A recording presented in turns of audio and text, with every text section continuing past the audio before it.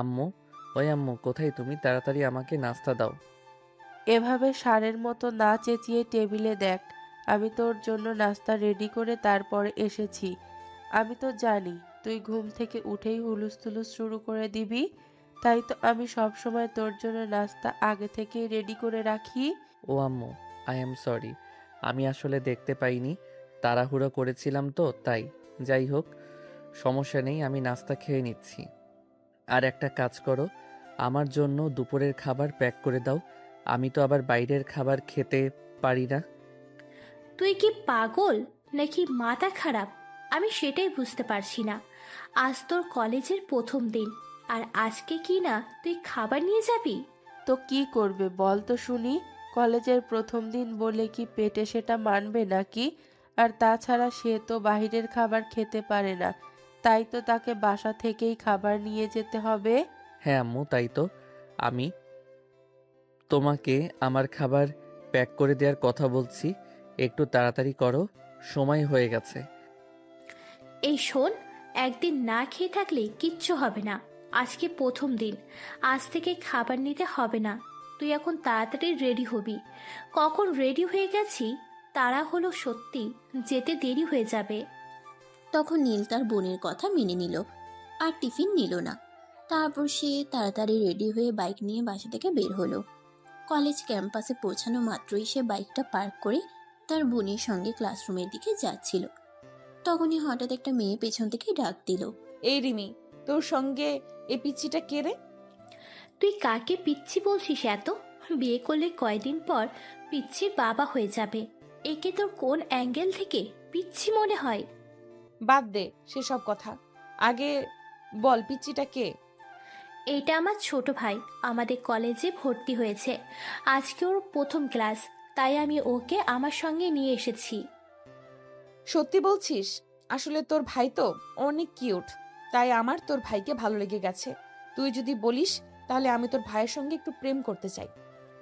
তুই আর জীবনেও ভালো হবি কি না সে ব্যাপারে আমার যথেষ্ট সন্দেহ আছে। আমার ছোট ভাই মানে তোরও ছোট ভাই, আর তুই কিনা বলছিস ওর সঙ্গে প্রেম করবি? আসলেই বোন, তুই পারিসও বটে। থুর, বান্ধবীর ছোট ভাই, সেখানে আবার আমার ভাই হলো কোথা থেকে? তাছাড়া তুই খুব ভালো করেই জানিস আমার নিজের কোনো ভাই নেই। তাই তোকে একটা কথা খুব ভালো করে বলে দিচ্ছি, যাকে ইচ্ছা তাকে আমার ভাই বানাতে যাবি না। ও আচ্ছা, এই ব্যাপার। ঠিক আছে, তোর যা ইচ্ছে তুই তাই কর। আমি তোকে কিছু কেন বলতে যাব? এই নীল, যা, তোকে আমি তোর ক্লাস পর্যন্ত পৌঁছে দিয়ে আসি। ও, তার মানে আমার কিউট বয়ফ্রেন্ডের নাম নীল। যাই হোক, নামটা কিন্তু দারুণ সুন্দর। এতক্ষণ এইসব কিছুই চুপচাপ করে নীল শুনছিল। নেহার কথার কোনো উত্তরই দিচ্ছিল না। বয়ফ্রেন্ড শব্দটা শুনে সে আর সহ্য করতে পারল না। তাই সে পিছন ফিরে তাকিয়ে নেহার দিকে তাকিয়ে তারপর বলল। আমারে কি পাগলে পাইছে নাকি? আপনার মতো বুইড়া ধামড়া মেয়ের সঙ্গে আমি প্রেম করতে যাব? আমার অতটাও খারাপ অবস্থা এখনো হয়নি যে আপনার মতো একটা বুড়ি মেয়ের সঙ্গে প্রেম করতে হবে। ওরে বাবা রে বাবা, আমার পিচ্চি বয়ফ্রেন্ড বলে কি? এই, তোকে আমার কোন অ্যাঙ্গেলে বুড়ি মনে হয়? আমার বয়স সবে মাত্র 19। এই তো সবে আমার যৌবন শুরু হলো, আর এখনই যদি আমি বুড়ি হয়ে যাই তাহলে বাকি জীবনে কি করব? আপু, এসব উগান্ডা মার্কা মেয়েদের সঙ্গে কথা বলতে আমার একদম ভালো লাগছে না। তুই আমাকে আমার ক্লাসরুম পর্যন্ত পৌঁছে দিয়ে আয়। কি রে নীল, তোর এত বড় সাহস? তুই আমার বান্ধবীদের সাথে এরকম আচরণ করছিস কেন? আমার বান্ধবী একটু মজা করে তোকে একটা কথা বলেছে, আর তুই তাতেই এইভাবে রিয়্যাক্ট করছিস কেন? সেটা তুই আমাকে জিজ্ঞাসা না করে তোর বান্ধবীকে জিজ্ঞাসা করলেই তো পারতি। আমি আমার বান্ধবীকে কি জিজ্ঞাসা করতে যাব? আমার বান্ধবী কি তোর সঙ্গে কোনো খারাপ আচরণ করেছে নাকি? তুই তো নিজেই আমার বান্ধবীকে বুড়ি বলেছিস। তাহলে আমার বান্ধবীর দোষটা কোথায় তুই আমাকে বল। আমি তো আর এমনি এমনি তোর বান্ধবীকে বুড়ি বলিনি। এর পিছনে নিশ্চয়ই একটা কারণ আছে। সেটা কি? সেটাই জিজ্ঞাসা কর। রিমি তখন অনেকটাই অবাক হয়ে নেহাকে জিজ্ঞাসা করে আসলে এর পিছনে কারণটা কি। তখন নেহা গতকালকের ঘটে যাওয়া ঘটনাটা খুলে বলে। আর এটা শুনে সবাই হো হো করে হাসতে থাকে। আসলেই যে বান্ধবী, তুই এক নাম্বারের একটা লুচ্চা। তুই আর জীবনেও ভালো হবি না। তুই দেখলে একটা ছেলে রাস্তা দিয়ে দৌড়ে হিসু করেছে, আর অমনি ওর উপর হোঁচট খেয়ে পড়ে গেলি, আর পড়ার জন্য কোনো জায়গা পেলি না। তুই আমাকে কেন কথা বলছিস? সেখানে আমার দোষটা কোথায়? বর্ষাকাল, রাস্তা স্লিপ হয়ে আছে, তাই আমি পিছলে পড়ে গেলাম, আর এখানে আমার দোষ কোথায়? না, তোমাদের দুজনেরই কোনো দোষ নেই, সব দোষ আমার। আমি কেন তোর বন্ধু হতে গেলাম, আর কেনই বা এই বদমাস মার্কা ছেলেটার বোন হতে গেলাম? হ্যাঁ আপু, তুই একদম ঠিক কথাই বলেছিস, দোষটা আমার। আমি কেন তোর মতো বোনের ভাই হতে গেলাম? এখন দয়া করে তুই একটু কষ্ট করে আমাকে আবার ক্লাসরুম পর্যন্ত পৌঁছে দে, তারপর আর তোকে আমি কিছুই বলবো না। অতঃপর রিমি আর কোনো কথা না বলে নীলকে তার ক্লাসরুমে পর্যন্ত পৌঁছে দিল। আর এদিকে নেহা নিজের ক্লাসরুমে চলে গেল। সেদিন বিকেল বেলা যখন কলেজ ছুটি হলো, রিমি আর নীল দুজনে বাইকে করে ক্যাম্পাস থেকে বের হতে যাবে, তখনই দেখতে পেল নেহা গেটের বাইরে দাঁড়িয়ে আছে। সেটা দেখে রিমি নেহাকে জিজ্ঞাসা করলো, কি ব্যাপার দোস্ত, তুই এখানে দাঁড়িয়ে আছিস কেন? তোকে আজকে কেউ নিতে আসেনি নাকি? না দোস্ত, এখনো গাড়ি আসেনি। আমি বুঝতে পারছি না কেন এরকম হচ্ছে। ড্রাইভার আঙ্কেল তো প্রতিদিন আমার ছুটির 10 মিনিট আগেই এখানে এসে অপেক্ষা করেন, আর এখন ছুটির পর 10 মিনিট চলে গেছে, এখনো আসার কোনো নামগন্ধ নেই। একটা কাজ কর, তুই একবার তোর ড্রাইভার আঙ্কেলকে ফোন দিয়ে জেনে নে কি হয়েছে। যদি কোনো প্রবলেম হয় তাহলে আমি নীলকে বলবো তোকে তোর বাসা পর্যন্ত পৌঁছে দিয়ে আসতে। একদমই না, আমি পারবো না। আমি যেন তোমার বান্ধবীকে তার বাড়ি পর্যন্ত পৌঁছে দিয়ে আসতে যাব? আমার অনেক কাজ আছে। আমি বাসায় গিয়ে ফ্রেশ হয়ে ঘুমাবো, তারপর সন্ধ্যায় বন্ধুদের সঙ্গে আড্ডা দিতে যাব। হ্যাঁ রিমি, ঠিক আছে, তোরা চলে যা, আমার কোনো প্রবলেম হবে না, আমি যেতে পারবো। আরে তোকে যেটা বলছি তুই সেটা কর। তুই এক্ষুনি তোর ড্রাইভার আঙ্কেলকে ফোন দিয়ে জিজ্ঞাসা কর কোনো সমস্যা হয়েছে কিনা। যদি কোনো সমস্যা হয়ে থাকে তাহলে তুই আমাদের সঙ্গে যাবি। তাছাড়া তোর বাসায় যাওয়ার রাস্তা তো আমাদের বাসার এই দিকেই। তোকে নামিয়ে দিয়ে তারপর না হয় আমরা চলে যাব। নেহা তখন রিমির কথা শুনে সঙ্গে সঙ্গে তাদের বাসার ড্রাইভারকে ফোন দিল। ড্রাইভার বলল সে হঠাৎ করেই অসুস্থ হয়ে পড়েছে, তাই সে নেহাকে আনতে যেতে পারেনি। তাই নেহা রিমিকে বলে, দোস্ত, আসলে আমাদের ড্রাইভার আঙ্কেল হঠাৎ করে একটু অসুস্থ হয়ে পড়েছে, তাই আমাকে নিতে আসতে পারেনি। ঠিক আছে, কোনো সমস্যা নেই। তুই একটা কাজ কর, আমার সঙ্গে বাইকে উঠে পড়। তারপর তোকে তোদের বাসার সামনে নামিয়ে দিয়ে আমরা চলে যাব। আরে আপু, আমাদের বাইকটা তো অনেক ছোট, 3 জনে জায়গা হবে না। ওনাকে বলো একটা অটো কিংবা রিকশায় করে চলে আসতে। তাই তুই এরকম কেন? আমার বান্ধবী একটা সমস্যায় পড়েছে, যেখানে তুই হেল্প না করে আরো অন্য একটা পথ দেখিয়ে দিচ্ছিস। কেন কেন করছিস এরকম? বাইকে যথেষ্ট জায়গা আছে, সে আমাদের সঙ্গে যেতে পারবে। তুই ওর কথা না শুনে আমাদের পিছনে বসে পড়তে দেখি। নেহারও তখন আর কোনো উপায় অন্তর না পেয়ে রিমির পিছনে উঠে বসলো। তারপর নীল বাইক স্টার্ট করলো। নেহার বাসার সামনে এসে বাড়ি কি দাঁড় করানোর পর নেহা রিমির কাছ থেকে বিদায় নিয়ে চলে গেল। তখনই নীল রিমিকে উদ্দেশ্য করে বলল, দেখলি তো তোর বান্ধবীটা কেমন অকৃতজ্ঞ। আমি তাকে এত কষ্ট করে নিয়ে এলাম, সে আমাকে একটাবার থ্যাঙ্কস পর্যন্ত বলল না। তোর সঙ্গে কথা বলেই চলে গেল। তো কি করবে? তুই তো আমার বান্ধবীকে নিয়েই আসতে চাইলি না, সেখানে আমার বান্ধবীকে আমি জোর করে নিয়ে এসেছি। তো আমার বান্ধবী তোর সঙ্গে কেন কথা বলতে যাবে? তুইও যেমন শাকচুন্নি, তোর বান্ধবীটাও তেমন পেতনি। এত কষ্ট করে আমি এতটা রাস্তা নিয়ে এলাম দুজনকে নিয়ে, তারপর একটু কৃতজ্ঞতা পর্যন্ত প্রকাশ করলো না, একটু ধন্যবাদ পর্যন্ত দিল না। তোরা কেমন আমি সেটাই বুঝতে পারি না। এই শোন, একদম আমাকে শাকচুন্নি বলবি না। আর তুই আমার বান্ধবীকে পেত্নী বলছিস কেন? আমার বান্ধবীর পিছনে কলেজের সব ছেলেরা লাইন মারে, সেটা তুই জানিস? এত কিছু জানার আমার কোনো প্রয়োজন নেই। তোর শাকচুন্নি মার্কা বান্ধবী, আমি তাকে বাসা পর্যন্ত পৌঁছে দিলাম, সে আমাকে একটা ধন্যবাদ পর্যন্ত দিল না। তাহলে তোর বান্ধবীকে আমি কি বলবো বলতো শুনি? এত কথা তোকে আমি কেন বলতে যাব? এখন চুপচাপ বাইক চালা আর বাসার দিকে যা। হ্যাঁ, আমাকে তো সেটাই করতে হবে যেটা তুই বলবি, কারণ আমি তো তার হুকুমের চাকর।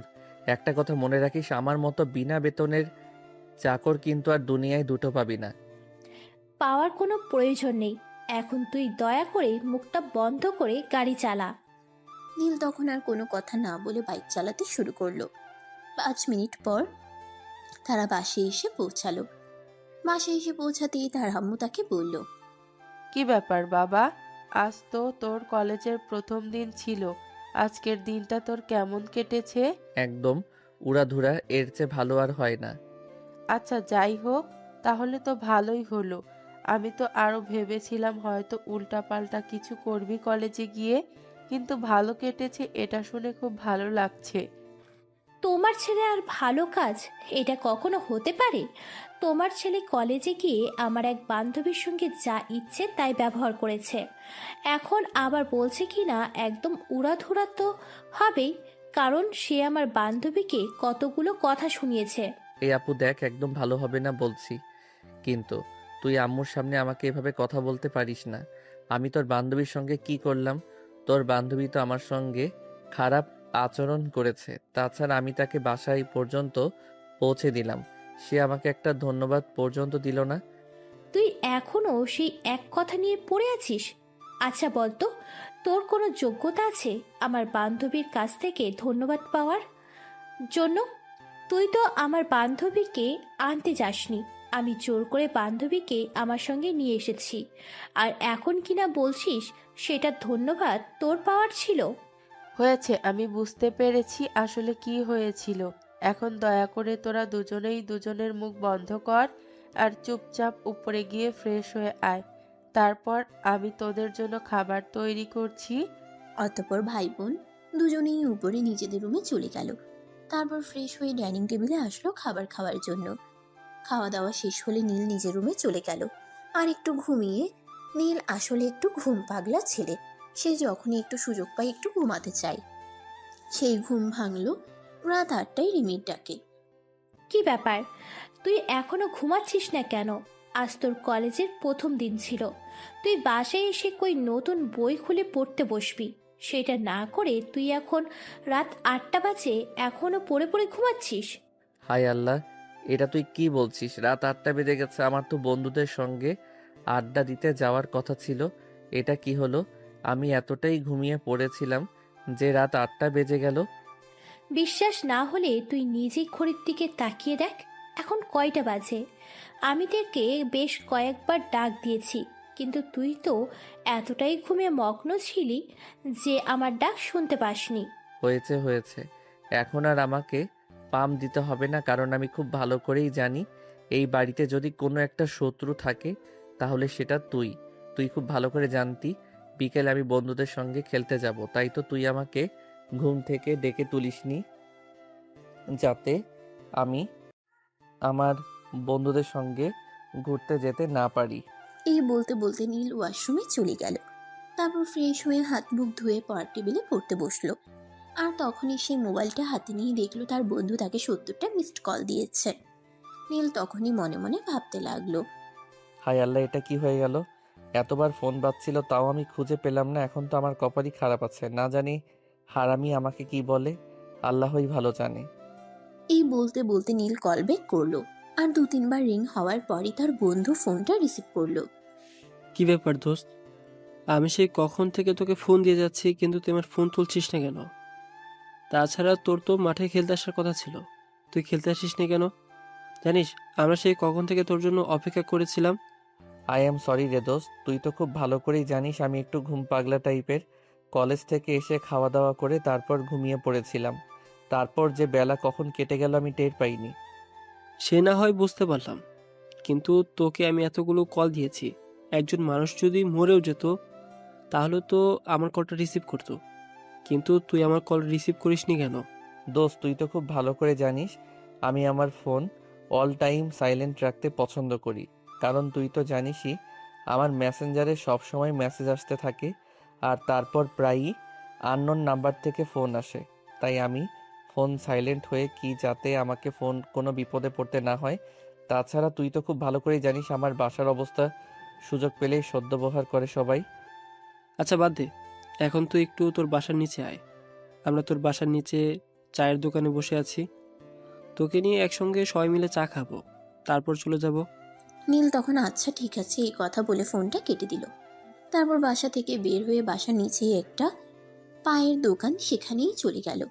তার বন্ধুরা তার জন্য সেখানে বসেই অপেক্ষা করছিল। সে সেখানে পৌঁছাতেই তার আরেক বন্ধু তাকে বলল, কি রে দোস্ত, আজকে প্রথম দিন কলেজে গেলি আর আজকে কলেজ থেকে এসে এতটা টায়ার্ড হয়ে পড়েছিলি যে হৃদয় তোকে এতগুলো ফোন দিল, তুই ফোন কল রিসিভ করলি না? আরে দোস্ত, সেরকমটা নয়, আমি ঘুমিয়ে পড়েছিলাম তাই কল রিসিভ করতে পারিনি। এখন বল, আজকের খেলা কেমন হয়েছে? আরে বেটা, তুই না আসলে খেলা জমে না কি? খেলা একদমই ভালো হয়নি।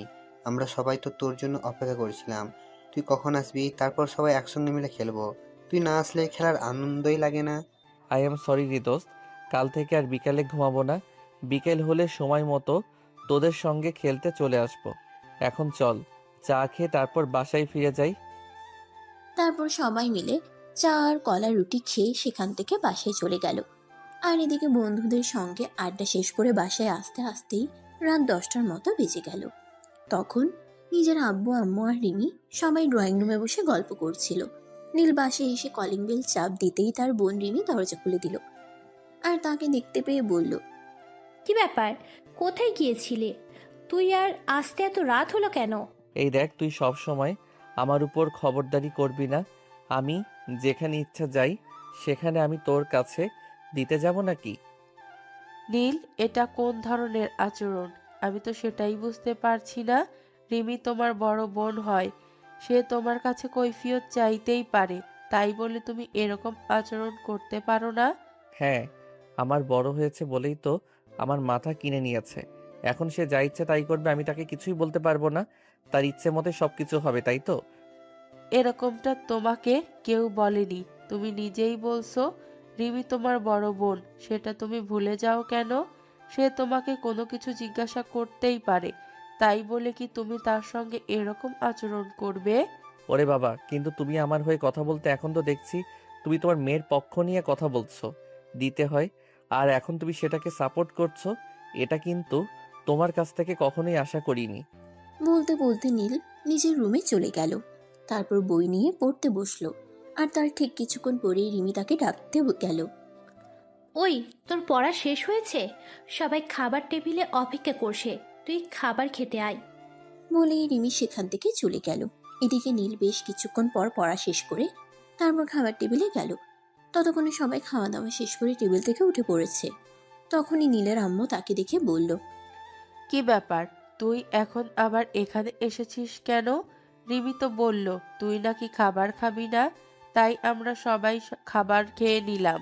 এই জন্যই তো বলি তোমার মেয়ে হলো পৃথিবীতে আমার এক ও একমাত্র শত্রু, যে কিনা আমার সামনে দাঁড়িয়ে মিথ্যা কথা বলতে পারে।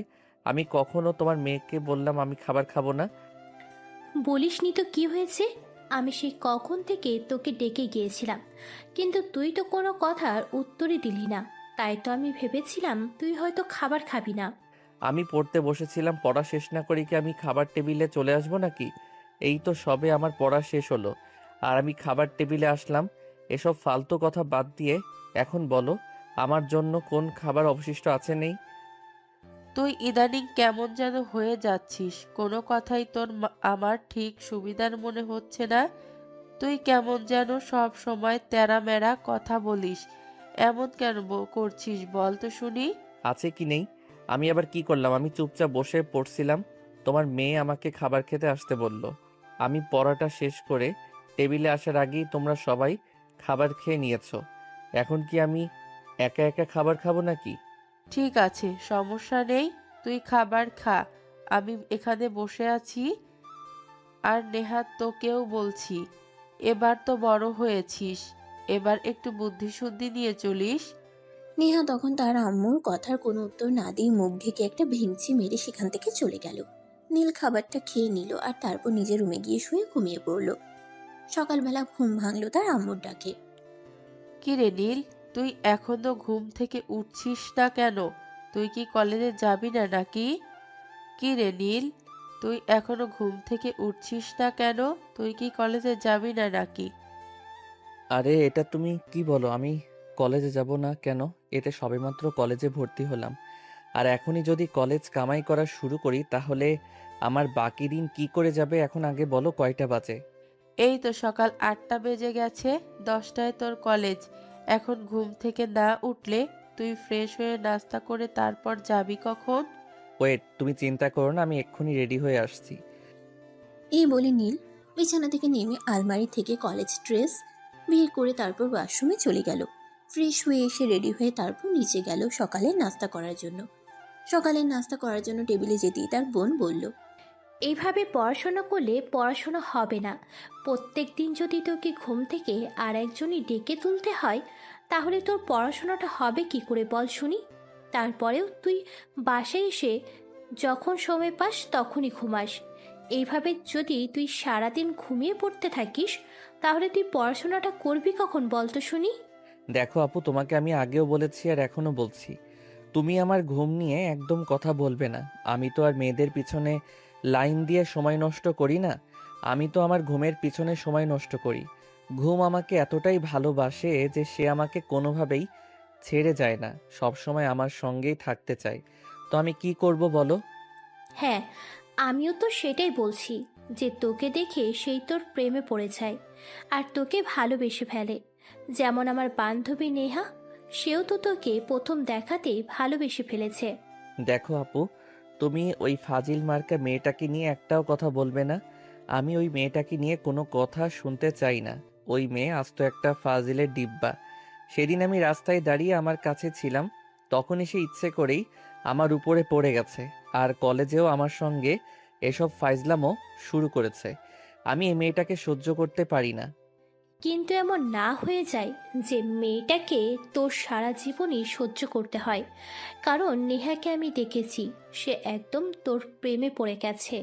তারপর যদি এইভাবে থাকে, তাহলে কিন্তু বেশি দেরি নেই তোর বউ হয়ে এই বাড়িতে আসার। তোদের সব কয়টারই মাথা খারাপ। যেমন তোর বান্ধবীগুলো, ঠিক তেমনি তুই। তোর বান্ধবীগুলো যদি মাথা খারাপ নাই হতো তাহলে আমার মতো একটা জুনিয়র ছেলেদেরকে ক্রাশ খাই নাকি? তোরা ডিগ্রি প্রথম বর্ষে পড়াশোনা করছিস আর আমি এবার সবেমাত্র ইন্টারে। তোদের সঙ্গে আমার 2 বছরের বয়সের ব্যবধান, আর সেখানে তোর ক্লাসের মেয়েরা আমার উপর ক্রাশ খায়।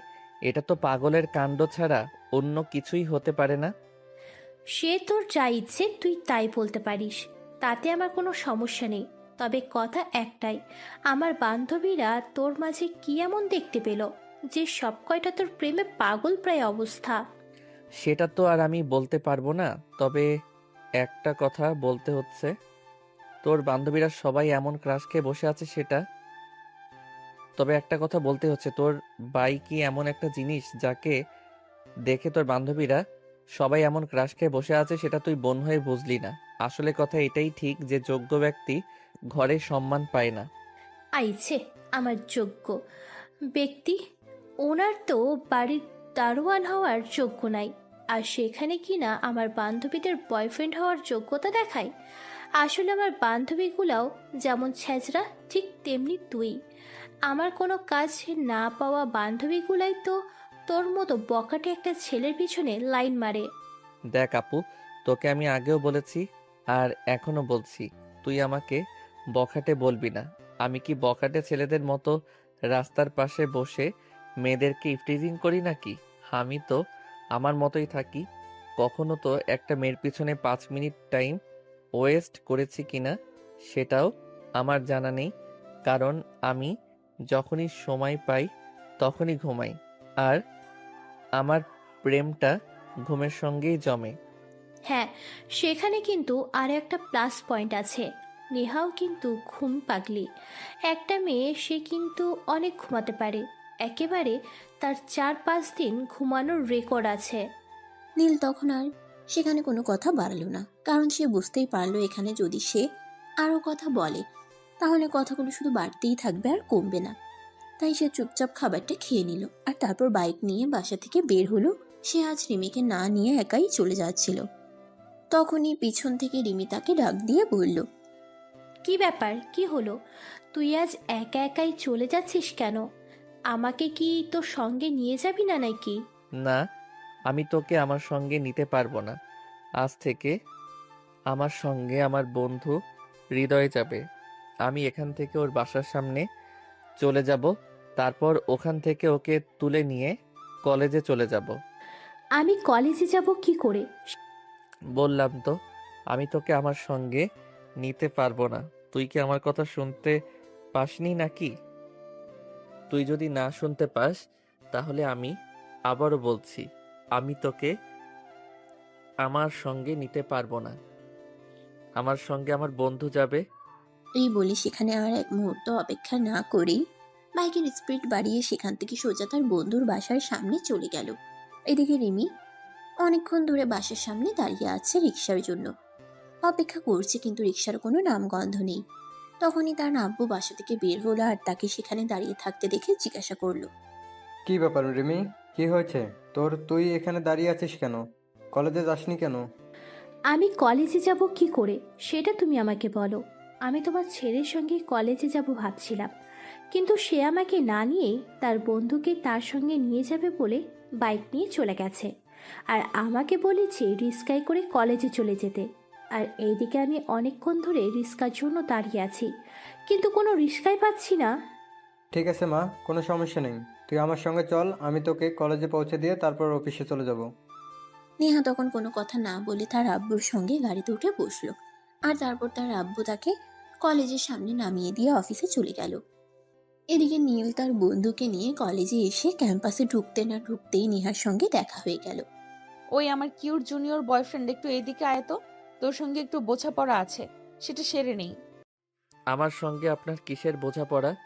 আর আপনাকে না আমি বলেছি আপনি আমাকে বয়ফ্রেন্ড বলবেন না। আমি আপনার বয়ফ্রেন্ড নই। আপনি আমার চাইতে বয়সে অনেক বড়। আপনি আপনার বয়সী কাউকে আপনার বয়ফ্রেন্ড বানিয়ে নেন। দয়া করে আমাকে আর এই নামে ডাকবেন না। আরে ওই পিচ্চি শোন, তোকে আমার ভালো লেগেছে আর আমি তোকেই চাই। তাছাড়া আমি অন্য কাউকে কেন আমার বয়ফ্রেন্ড বানাতে যাব? আমি তো বললাম আমি প্রথম দেখাতেই তোর উপর ক্রাশ খেয়ে গেছি। তাহলে অন্য একজনকে বয়ফ্রেন্ড কেন বানাতে যাব বল শুনি। আপনি মাফ করুন আমায়। আপনি কাউকে বয়ফ্রেন্ড বানাবেন কি বানাবেন না সেটা আপনার ব্যক্তিগত ব্যাপার, কিন্তু আপনি আমাকে বয়ফ্রেন্ড বলবেন না, এটা আমার কথা। আমার মতো হ্যান্ডসাম গুড লুকিং একটা ছেলেকে দেখলে যে কোনো মেয়ে আমার সঙ্গে প্রেম করতে চাইবে। আপনিও তার ব্যতিক্রম হতে পারেন না, সেটা আমি খুব ভালো করে জানি।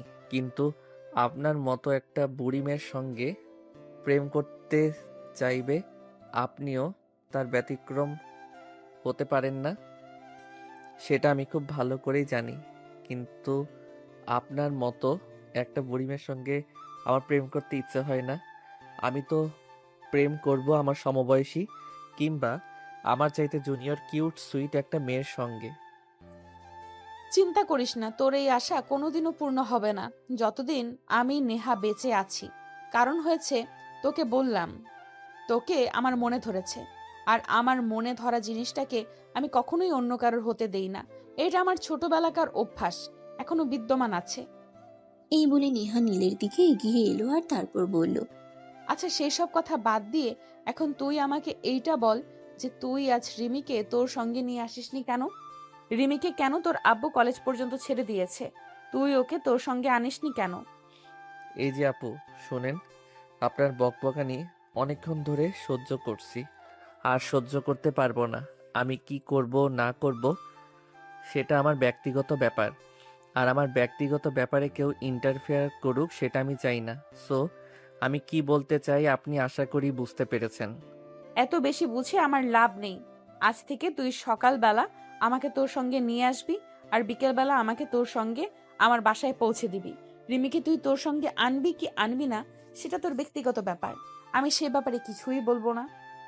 নেহার কথা শুনে নীল যেন একদম আহাম্মক বনে গেছে।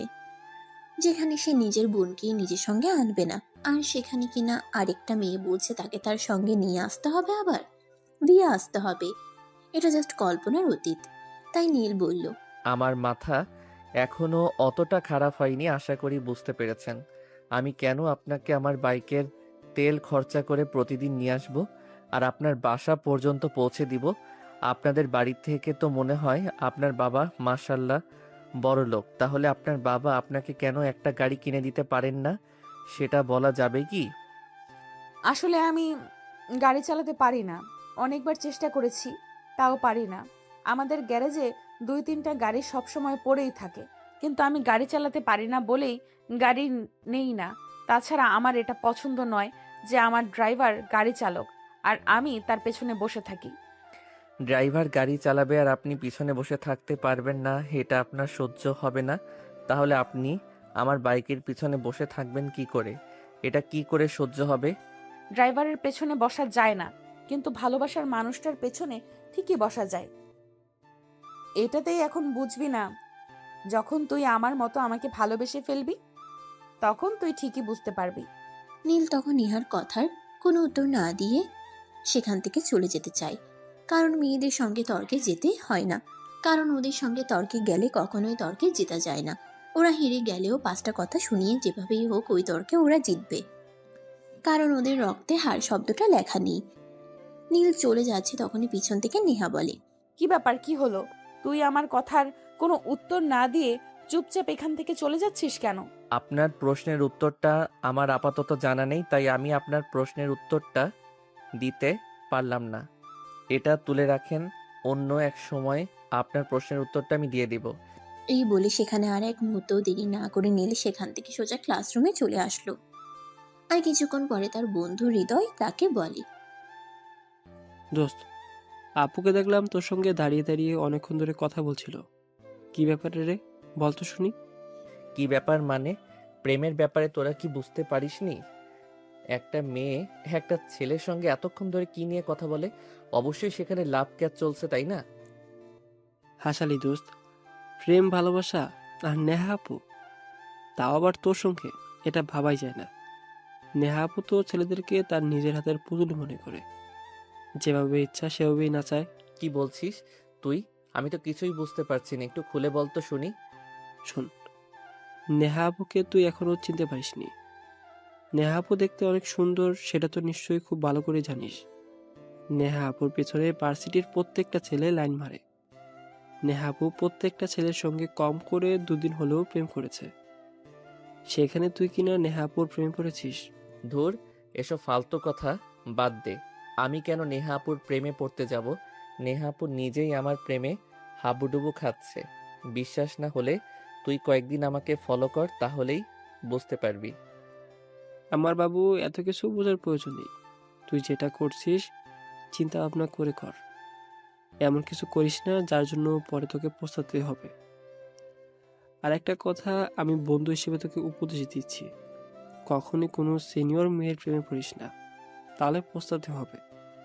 এ পর্যন্ত এমন কোনো কাজ করিনি যার জন্য আমাকে পস্তাতে হয়েছে। তাহলে আমি কেন এখন পস্তাতে যাব? তাছাড়া আমি কেনই বা নেহা আপুর প্রেমে পড়তে যাব?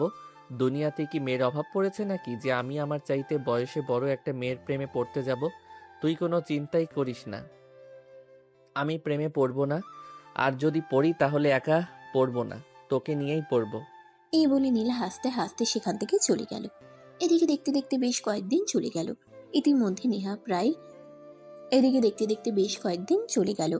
ইতিমধ্যে প্রায় দিনই নেহা নীলের সঙ্গে বাইকে করে ভার্সিটি আসার যায়। সেটা এতদিনে ভার্সিটির অনেকেরই চোখে পড়েছে, কিন্তু কেউ কিছু বলতে পারে না, কারণ নেহাকে সবাই খুব ভালো করে জানে। কেউ যদি নেহাকে কিছু বলতে চায় তাহলে নেহা তার 14 গোষ্ঠী উদ্ধার করে ছেড়ে দেবে। নেহা সহজে কোনো অপবাদ বা ঘটে যাওয়া ঘটনাটা কেউ স্বীকার করতে রাজি নয়। সবচেয়ে বরাবরই এরকম স্বভাবের, সে যা ইচ্ছে তাই করবে, কিন্তু তাকে এ ব্যাপারে কেউ কিছু বলতে পারবে না। আর যদি কেউ কিছু বলে তাহলে তার আর রক্ষে নেই। যাই হোক ভিউয়ার্স, কথা না বাড়িয়ে চলুন গল্পে ফিরে আসি। সেদিন বিকাল বেলা হঠাৎ নেহা নীলদের বাড়িতে আসে। নীল তখন নিজের রুমে বসে বই পড়ছিল। ড্রয়িং রুমে এসে সেই রিমিকে নাম ধরে ডাকতে থাকে। এই রিমি, রিমি, কোথায় তুই? এখনো রেডি হসনি? লেট হয়ে যাবে তো, তাড়াতাড়ি কর। আরে না, তুই চলে এসেছিস? 2 মিনিট ওয়েট কর। আসলে আগে আমার মনেই ছিল না, তারপর যখন মনে হলো তখনই তাড়াতাড়ি করে রেডি হচ্ছি। চিন্তা করিস না, আমার বেশি সময় লাগবে না, জাস্ট 2 মিনিট।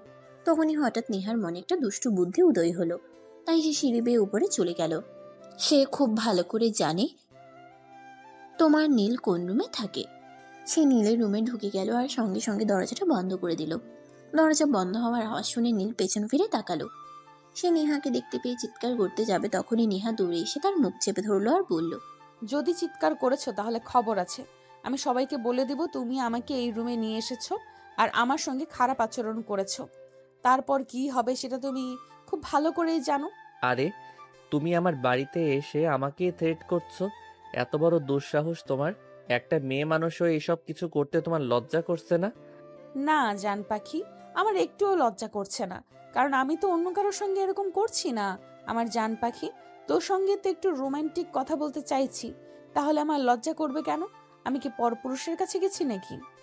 তোমার সঙ্গে আমি কথা বলে পেরে উঠবো না। আমি তোমার বান্ধবীর ছোট ভাই, আর তুমি আমার সঙ্গে এরকম করতে একবারও তোমার রুচিতে বাধে না।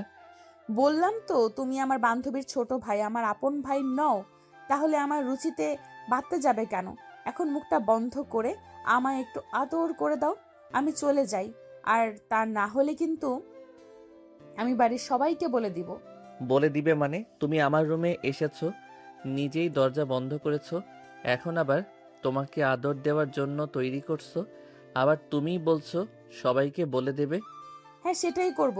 এখন যদি নিজেকে বাঁচাতে চাও তাহলে আমায় আদর দাও, তা না হলে আমি সত্যিই বলে দিব। নীল তখন নিরুপায় হয়ে নেহার গালে আলতো করে একটা ভালোবাসার পরশও এঁকে দিল।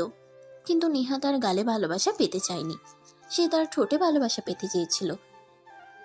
তাই সে আর এক মুহূর্ত দেরি না করে নীলকে ছেড়ে দিয়ে তার ঠোঁট দুটো নিজের দখলে নিয়ে নিল আর প্রায় 2 মিনিট ধরে কিস করতে থাকলো। 2 মিনিট পর সে নীলকে ছেড়ে দিয়ে বলল, এইভাবে আদর দিতে হয় বুঝলা? নেক্সট টাইম থেকে যখন আদর চাইতে আসবো তখন এইভাবে আদর দিবা। আমি তো আর 10-12টা প্রেম করিনি, আমার কোনো এক্সপিরিয়েন্স নেই, তাহলে আমি বুঝবো কি করে কাকে কিভাবে আদর করতে হয়। যাই হোক, আজ যা করেছো করেছো, আজকের পর আর কখনোই এরকম করবে না কিন্তু। আমি কখন কি করি না করি সেটা তো আমি নিজেই জানি না, তোমাকে বলবো কি করে আমি কখন কি করব না করব? যাই হোক, আমরা ঘুরতে যাচ্ছি, তুমি যাবে আমার সঙ্গে? না, তোমাদের সঙ্গে ঘুরতে যাওয়ার কোনো ইচ্ছে আমার নেই, কারণ আমি খুব ভালো করেই জানি তোমরা দুজনেই খুবই গিরিঙ্গিবাজ। কখন কোন ঝামেলা বাজিয়ে দাও তার কোনো ঠিক ঠিকানা নেই। কি বললে তুমি? আমরা গিরিঙ্গিবাজ তাই না? ঠিক আছে দাঁড়াও, আমি তোমাকে দেখাচ্ছি মজা। কিন্তু নীলকে আর কে পায়। সে ততক্ষণে দৌড়ে দরজা খুলে রুম থেকে বের হয়ে ছাদে চলে গেছে। এদিকে রিমির রেডি হয়ে নেহাকে ডাকতেছে। এই নেহা, নেহা, কোথায় গেলি তুই? তোকে না বললাম যে ডাইনিং রুমে বসতে, তুই আবার কোথায় চলে গেলি? দেরি হয়ে যাচ্ছে তো, তাড়াতাড়ি আয়। কোথায় আবার যাব? এটা তোর ভাইয়ের রুমে গিয়েছিলাম, একটু রোম্যান্স করছিলাম। রোম্যান্সটাও ঠিক মতো করতে দিলি না। তুই আসলেই একটা বদমাইশ মার্কা মেয়ে। আর তুই কি বিয়ের আগেই আমার ভাইয়ের সঙ্গে সব কিছু করে নিচ্ছিস? সেটার কোনো নামগন্ধ নেই, তাই না? আচ্ছা, আমার ভাইয়ের সঙ্গে এসব করতে তো লজ্জা লাগলো না? হাজার হোক বান্ধবীর ছোট ভাই বলে কথা। শোন, প্রেমে পড়লে লজ্জা শরম ওইসব কিছুই থাকে না। আর যাকে ভালোবাসি তার সঙ্গে সব কিছু করতে আমার লজ্জা লাগবে কেন? বরঞ্চ আমার ভালোই লাগছিল। এখন তুই যাবি নাকি যাবি না সেটাই বল। এই বলে রিমি বাসা থেকে বের হয়ে বাইরে আসে। নেহাও তার পিছন পিছন আসলো। রিমি বাইরে এসে দেখলো নেহা আজ গাড়ি নিয়ে আসেনি। তাই রিমি নেহাকে বলল, কি ব্যাপার দোস্ত, তুই গাড়ি নিয়ে আসিসনি কেন? তাহলে আমরা যাব কিসে করে? গাড়ি নিয়ে আম্মু এক জায়গায় চলে গেছে, তাই গাড়ি নিয়ে আসতে পারিনি।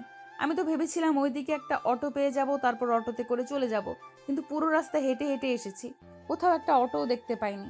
একটা কাজ কর, তোর ভাইকে বল আমাকে দিয়ে আসতে। তোর কি মনে হয় তুই যা করেছিস তারপর নীল আর আমাদের সঙ্গে যাবে? একদমই যাবে না।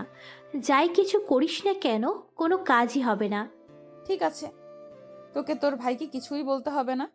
তুই এইখানে ওয়েট কর, দেখ আমি কিভাবে 5 মিনিটে তোর ভাইকে নিয়ে এখানে চলে আসি। এই বলে নেহা আর এক মুহূর্ত দেরি না করে বাড়ির ভেতরে ঢুকে গেল। কিন্তু সে নীলকে কোথাও খুঁজে পেল না। তখনই হঠাৎ তার মনে পড়ল নীল হয়তো ছাদে গিয়েছে। তাই সে দৌড়ে ছাদে চলে গেল। ছাদে গিয়ে দেখতে পারল সত্যি সত্যি নীল সেখানে দাঁড়িয়ে আছে, কিন্তু চারপাশে কিছুটা ধোঁয়া উঠছে। ওটা কিসের ধোঁয়া সেটা দেখার জন্য নেহা এগুলো। নেহা এগিয়ে দেখতে পেল নীল সিগারেট টানছে। তখন এসে পিছন থেকে বলে উঠল, ও আচ্ছা, এই ব্যাপার। আচ্ছা ঠিক আছে, তাহলে আমি আসতেই এটা আঙ্কেলের সঙ্গে বলে দিচ্ছি, তারপর কি হয় সেটা সামলে নিও। নেহার গলার আওয়াজ শুনতে পেয়ে নীল অনেকটা চমকে গিয়ে পিছন ফিরে তাকালো। সে নেহাকে দেখতে পেয়ে তোতলাতে তোতলাতে বলতে লাগলো, আপনি আপনি এখানে কখন আসলেন? আর এখানে কেন এসেছেন? এখানে না আসলে তো তোমার এই কর্মকাণ্ড দেখতে পেতাম না। সবেমাত্র ইন্টার প্রথম বর্ষে পড়াশোনা করছো, আর এখনই সিগারেট খাও? এই বিষয়টা তো আঙ্কেলকে জানাতেই হবে, তা না হলে তো হচ্ছে না। চিন্তা করো না, আমি আমার ফোনে একটা ছোট্ট ভিডিও ক্লিপ করে রেখেছি। আঙ্কেলকে শুধু এটা দেখিয়ে দেব, তাহলেই হয়ে যাবে। আমাকে আর কষ্ট করে কিছুই বলতে হবে না। আই এম সরি আপু, আর কখনোই এরকম হবে না। কিন্তু আপনি দয়া করে আব্বুকে কিছু বলতে যাবেন না। আপনি তো খুব ভালো করেই জানেন আমি আব্বুকে প্রচণ্ড ভয় পাই। ঠিক আছে, আঙ্কেলকে আমি কিছুই বলবো না, আর এটাও আমি আমার ফোন থেকে ডিলিট করে দিব। তবে আমার একটা শর্ত আছে। তুমি যদি আমার শর্তে রাজি হও, তাহলেই আমি এই ভিডিওটা আমার ফোন থেকে ডিলিট করে দিব। আর নয়তো সত্যি এই ভিডিওটা আঙ্কেলের কাছে চলে যাবে। কি শর্ত আপনি বলুন, আমি সব শর্ত মানতে রাজি আছি। কিন্তু আপনি দয়া করে এই ভিডিওটা আমার আব্বুকে দেখাবেন না, তাহলে আব্বু আমাকে মেরে ফেলবে। প্লিজ আপু, আপনি আমার সঙ্গে এরকমটা করবেন না।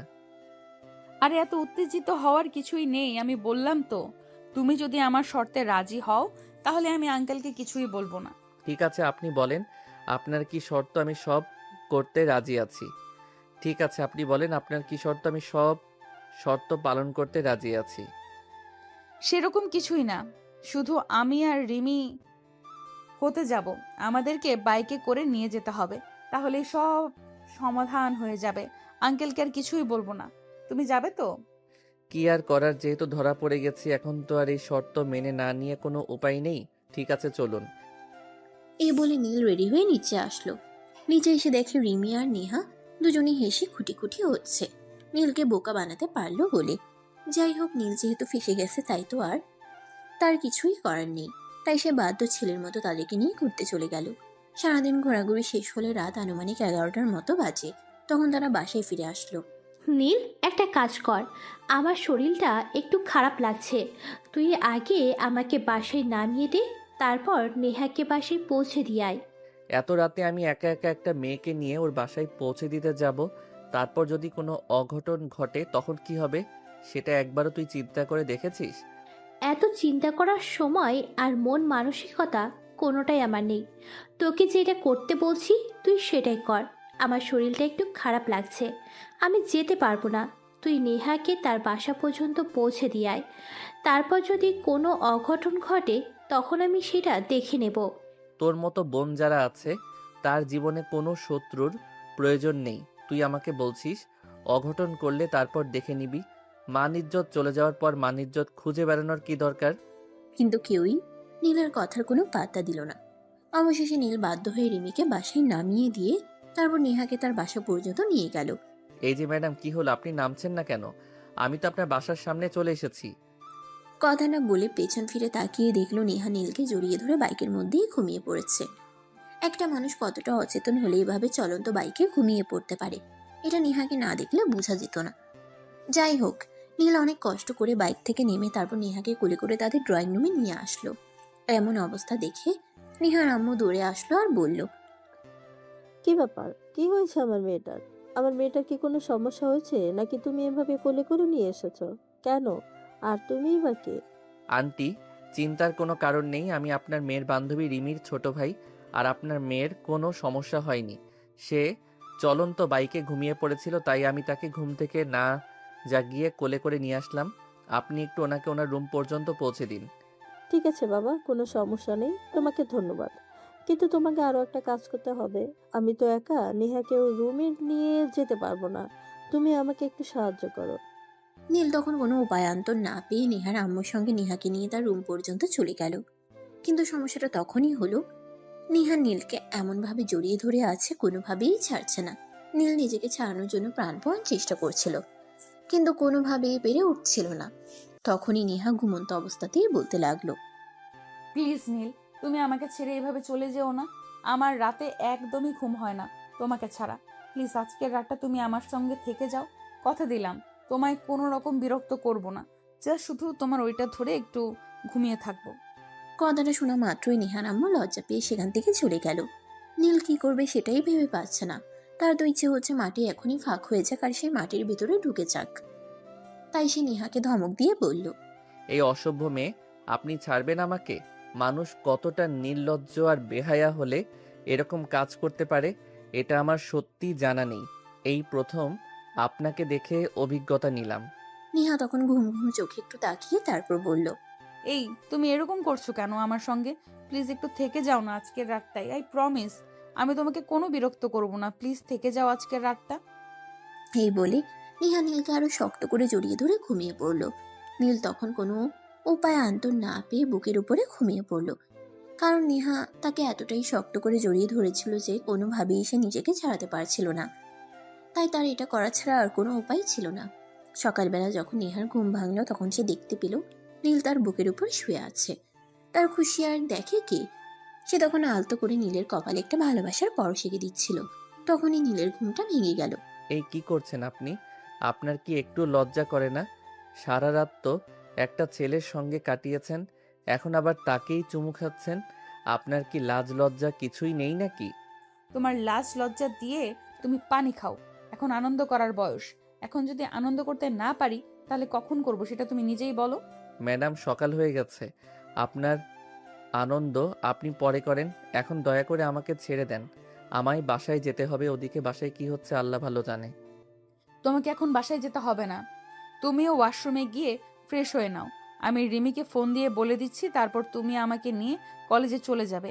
তারপর কলেজ শেষ হলে সেখান থেকেই বাসায় চলে যেও। আপনার মতো আমারও মাথায় সমস্যা হয়নি যে আমি আপনার মতো পাগলামো করতে যাব। আপনি দয়া করে এখন আমাকে ছাড়ুন আর বাসায় যেতে দিন। এই বলে নীল তার শরীরের সমস্ত শক্তি দিয়ে নেহাকে নিজের থেকে ছাড়িয়ে নিল আর তারপর বাসা থেকে বের হয়ে চলে গেল। সে যখন নিজের বাসায় এসে পৌঁছালো তখন আনুমানিক সকাল 7টা থেকে 7:30 হবে বাজে। বাসায় এসে কলিং বেল চাপ দিতেই তার আম্মু এসে দরজা খুলে দিল আর তাকে দেখে এক গাদা প্রশ্ন ছুড়ে দিল। কি ব্যাপার নীল, সারা রাত তুই কোথায় ছিলি? তোকে কতবার ফোন করেছি, তুই ফোন তুললি না কেন? আর একটা বার আমাদের ফোন করে জানালি না পর্যন্ত তুই কোথায় আছিস। কি সমস্যা তোর, বল তো শুনি। তুই কি খুব বেশি বড় হয়ে গেছিস নাকি? আরে বাবা, তুমি যদি এভাবে প্রশ্ন করতে থাকো তাহলে তোমাকে আমি উত্তর কখন দেব? আগে তো উত্তর দেওয়ার সময়টা আমাকে দাও, তারপর তুমি আরেকটা প্রশ্ন করো, তাই না? অতঃপর নীল তার আম্মুকে সমস্ত ঘটনা খুলে বলল। নীলের আম্মু তো এসব কথা শুনে হেসেই খুঁটি হচ্ছে। সেটা বিশ্বাসই করতে পারছে না নেহা এরকম কাজ করতে পারে। যাই হোক, এরপর নীল নিজের রুমে চলে গেল। তারপর ফ্রেশ হয়ে নাস্তা করতে চলে এলো। আর তখনই রিমি নিজের রুম থেকে বের হয়ে নিচে আসলো। কি রে, কি ব্যাপার? শুনলাম তুই নাকি রাতে বাসে আসিসনি, বিয়ের আগে শ্বশুর বাড়িতে চলে যেতে পারলি? দেখো, একদম ফাইজলামো মার্কা কথাবার্তা বলবি না। তুই আমার বোন নামের কলঙ্ক। তুই আমার সঙ্গে এরকমটা করবি এটা আমার কোনোদিন কল্পনাতেও ছিল না। আর তোর বান্ধবী তো একটা উগান্ডারের বংশধর। দেখ, আগে নিজে ভালো হ, তারপর অন্য কাউকে কথা বলতে চাস। তুই নিজেকে সেটা আগে চিন্তা কর। আমার বান্ধবীকে কেন তুই কথা শোনাচ্ছিস? তুই যদি নিজে এত ভালো হতি তাহলে তুই কেন আমার বান্ধবীর সঙ্গে বেড শেয়ার করতে গেলি? এখানে তুই আমার দোষ কোথায় দেখতে পাচ্ছিস সেটাই বল। তোর বান্ধবী তো আমাকে নিজের জামাইয়ের মতো আদর করছিল। সারা রাত বলে তো আমি একটা ছেলে হয়ে থেকে অ্যাভয়েড করি কিভাবে, তাই তো আমিও তাকে আদর ভালোবাসায় ভরিয়ে দিয়ে এলাম। এখন যদি তোর বান্ধবী প্রেগনেন্ট হয়ে যায় তাহলে কিন্তু আমায় দোষ দিস না। ছেলে মেয়েরা বড় হলে বুদ্ধিমান হয়, কিন্তু তোদের মতো বোকা হয় সেটা আমার জানা ছিল না। আমি তোদের মা, আমি এখানে বসে আছি আর আমার সামনে তোদের এইসব কথাবার্তা বলতে একটুও লজ্জা করছে না? লজ্জার কথা তুমি আমাকে কেন বলছো? তোমার মেয়েকে বলতে পারছো না? তোমার মেয়ে যদি তোমার ছেলেকে তার বান্ধবীর হাতে তুলে দিতে পারে, তার যদি লজ্জা না লাগে, তাহলে আমি একটু রোমান্স করেছি, তাহলে আমার কেন লজ্জা লাগবে? এই বলে নীল নাস্তা করে নিজের রুমে চলে গেল। তারপর রেডি হয়ে এসে কলেজে চলে গেল। কলেজে যেতেই তার বন্ধু হৃদয় তাকে ডেকে নিল আর বলল, দোস্ত, একটা কাজ হয়েছে, তোকে অনেকদিন ধরেই বলবো বলবো ভাবছি, কিন্তু বলা হয়ে উঠছে না। এখন মনে হয় তোকে এই কথাটা বলতে হবে, তা না হলে আর কোনো উপায় খুঁজে পাচ্ছি না। এই দেখো, এত ঘুরিয়ে পেঁচিয়ে কথা বলিস না।